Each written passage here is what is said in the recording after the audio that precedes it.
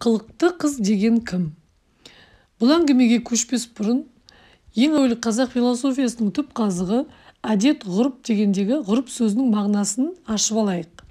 Википедия ашық энциклопедиясына сүйенсек, ғұрып дегеніміз дала философиясына негізделген принциптер мен нормалардың, ырым тыйымдар мен ұстанымдардың шеңберінен шықпай іс-әрекет ету, яғни өмір сүру.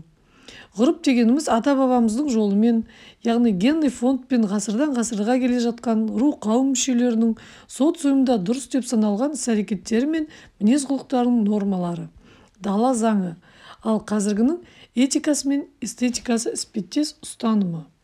Соның ішіндегі бүгінгі әңгіменің арқауы қылықты қыз деген кім? Ол қандай ғұрыпты ұстануы тиіс? Қылымсыған қыздан дәрежесінің биік болуы неде? Соған келейік. Қазақтың жырларында алған жарың қылықты болсын деген өсиет сөздер бар. Бұқар жырау бабамызда қызда қылық болмаса құршырайда не пайда деген екен. Сонда қылықты болу деген не? Көбіне қазіргілер қылықтылықты қылымсумен жатастырып жатады. Қылықтылық деген қыздарға қойылған талап. Қазіргі қоғамда білімді, әдепті, пысық, иманды қыздар болғанымен көбінде қылықтылығы жоқ екен. Кейде қылықтылықтың болмауынан ортаға қабылдана алмайды екен. Сәкен Балаубаев атты қазақтың ғалымы қылықтылықты поведение деп аударыпты. Бұл тәртіпке жақын мағына. Сонда қылықтылық дегеніміз қыз баланың белгіленген тәртіп, яғни қылықтылық аясына сай болуы екен.